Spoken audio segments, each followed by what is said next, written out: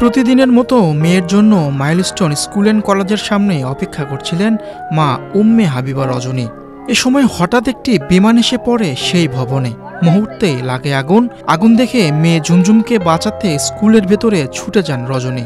কিন্তু মেয়ে অন্যদের সহায়তায় বাহিরে এলেও রজনী আগুনের লেলিহান শিখায় দগ্ধ হন।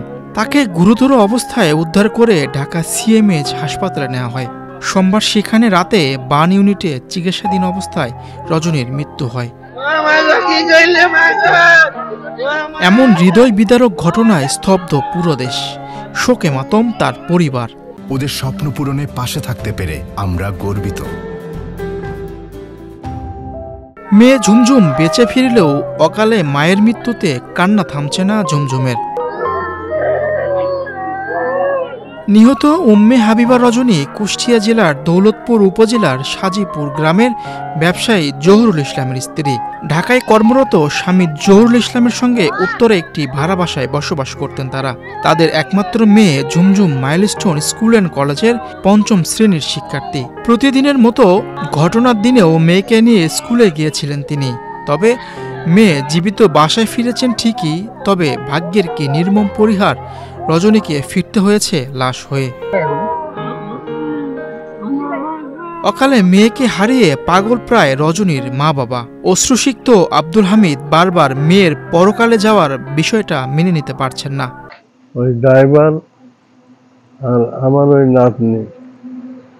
নাতনিকে পাওয়া যায়, কিন্তু আমার মেয়েটাকে পাওয়া যায়। দীর্ঘ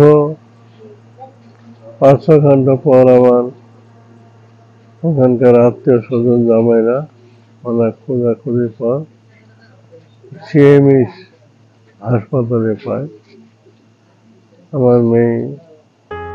৩৭ বছর বয়সে নিহত উম্মে হাবিবা রজনী সন্তানদের নিয়ে অনেক স্বপ্ন ছিল, ইচ্ছে ছিল সন্তানদের মানুষের মতো মানুষ করে তুলবেন।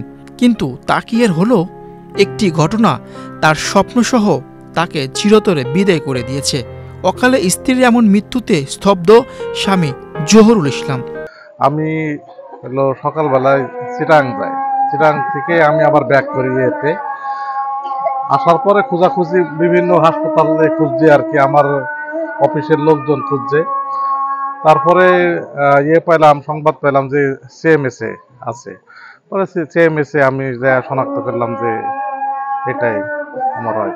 ৫ম শ্রেণীর শিক্ষার্থী ঝুমঝুম হয়তো জানেন না এই বয়সে আদরের মাকে হারাতে হবে। ঘোর অন্ধকার জীবনে নেমে আসবে।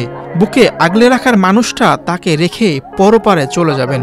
হয়তো আজীবন মায়ের শূন্যতা খুব ভালোভাবে ভোগাবে ছোট ঝুমঝুমকে। মীর হোসেন সরকার, বাংলাদেশ প্রতিদিন।